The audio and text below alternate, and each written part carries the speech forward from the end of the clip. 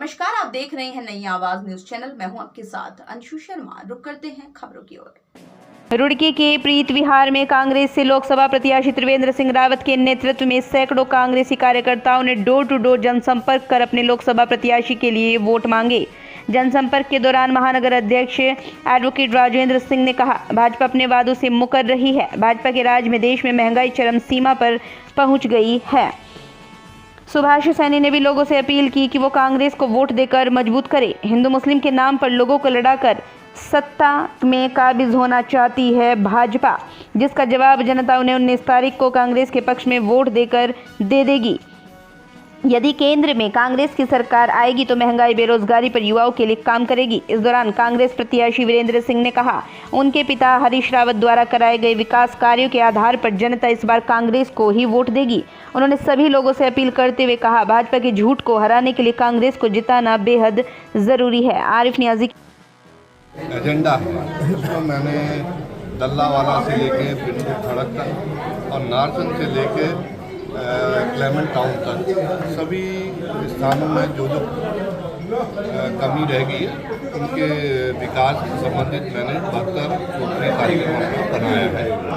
मुझे मौका मिला तो निश्चित रूप से उस पर काम करूँगा और उनको पूरा करने का प्रयास करूँगा। कांग्रेस द्वारा बेहतर जानते हैं और पिछले 10 वर्षों से सिवाय देश को गप्पों के कुछ मिला तो है। उन्होंने कहा 15 लाख रुपए खाते में आएंगे, 15 छोड़िए 15 रुपए नहीं आए लोगों के। सूत्री कार्यक्रम आपने देखे हैं और उसमें दल्लावाला से लेके बिंदु खड़क तक और नारसन से लेके क्लेमेंट टाउन तक के सभी जगह को जो है स्थान दिया गया है और जहाँ जहाँ जो कमी है उसको पूरा करने का प्रयास करूँगा। प्यार मिल रहा है, जो 2009 की स्थिति थी वही रिपीट हो रही है और जो है वो अव्वल साबित होगा। आप किसी सांसद से महंगाई पे पूछ लो वो जवाब ही नहीं देगा। आप बेरोजगारी पे पूछ लो वो भाग जाएगा। आप जो है वहाँ के बनारस के महिला के साथ जो है कांड हो गया, बलात्कार हुआ, उस पर केंद्रीय मंत्री से पूछा, भाग गया। वो भाग गई स्मृति ईरानी। उत्तराखंड में अंकिता भंडारी पर कोई ची करने के लिए तैयार नहीं। पेपर लीक हुए, उसमें तमाम लोग भाजपा के शामिल थे, चाहे वो हिम्मत सिंह हो, चाहे कोई प्रधान हो, देशवाल या कोई और हो। कोई बोल ही नहीं रहा। तो अगर कांग्रेस ही तो बोल रही है इस देश के लिए, क्यों? कांग्रेस ने इस देश का निर्माण किया। कांग्रेस ने वो काम किए। 26 जनवरी 1950 को इस देश के संविधान ने महिला को, दलित को, गरीब को, किसान को, सबको राइट ऑफ वोट दिया। और अमेरिका में 1961 में हुआ। हमारे नेताओं की तो अमेरिका से भी 11 साल पहले, 11 साल आगे सोच थी। 1974 में हमने एटम बम बनाया, 52 में एम्स बनाया, 53 में इसरो बनाया, 54 में IIM बनाया, 55 में हमने एटॉमिक रिसर्च सेंटर बनाए। बीजेपी हमारे काम को कंपेयर और मुकाबला नहीं कर सकती। हाँ, हमारी सरकार ने बनाए और इन्होंने बेच दिए। 8 DRDO की फैक्ट्रियाँ इन्होंने विद इन सेकेंड्स बेच दी। कोई हाई लेवल कमेटी में डिस्कशन नहीं हुआ, कोई एक्सपर्ट से एडवाइस नहीं ली गई, कोई इकोनॉमिक एडवाइज़र ने नहीं कहा, कोई आर्म्स के जो वहाँ सेना के उपकरण बन रहे थे उनके बारे में कोई जिम्मेदार लोगों से राय नहीं ली गई। एक ऑर्डिनेंस से कर दिया। एक ही ऑर्डिनेंस से इन्होंने नोटबंदी लगा दी। एक ही ऑर्डिनेंस से इन्होंने GST लागू कर दिया। एक ही ऑर्डिनेंस से इन्होंने NRC CA लागू कर दिया। इंजीनियर हम उसमें चले गए थे भीम आर्मी।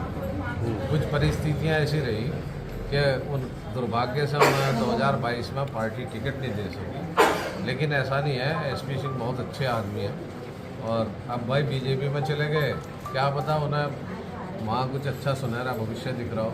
लेकिन कांग्रेस के लिए मैं मानता हूँ व्यक्तिगत हानि। मैंने सुना, मुझे तो फुर्सत ही नहीं मिल रही TV देखने की। मजबूत ही है, बीजेपी कमजोर है। अगर बीजेपी मजबूत होती तो कांग्रेस के वर्कर को नहीं तोड़ती। अगर वो मजबूत है तो हमारे वर्कर क्यों तोड़ रही है, दूसरी जगह से क्यों तोड़ रही है? वो मतलब अगर इतनी मजबूत है वो, बताओ इसका।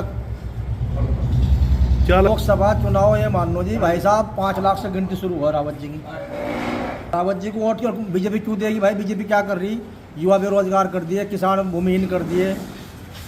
उससे पहले तो इंदिरा जी ने कराया, नेहरू जी ने किया, सब कांग्रेस ने किया भाई, राजीव जी ने किया। आप बताओ किसने नहीं किया? ऐसा नहीं, देखो नाम तो हरीश रावत का भी कम नहीं है। अगर हरीश रावत का नाम कम नहीं है तो ये मान लो मुख्यमंत्री गली गली क्यों घूम रहे हैं धामी जी।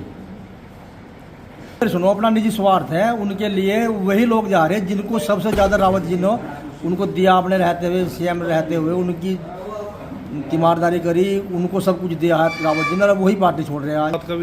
हाँ तो रावत जी को क्या भाई, सबको ही लग गया पता। देखो बुरे समय में अच्छे समय में पता लगता है इंसान का भाई कौन कैसा है। आज रावत जी को जरूरत है तो उनके वर्कर जा रहे छोड़कर, तो उन्हें पता लग गया ना कौन अच्छा कौन बुरा। कांग्रेस कम से कम भी ये मान चलो 5 सीटों बहुत मजबूत है, लेकिन 3 सीटें उत्तराखंड में जीतने जा रही।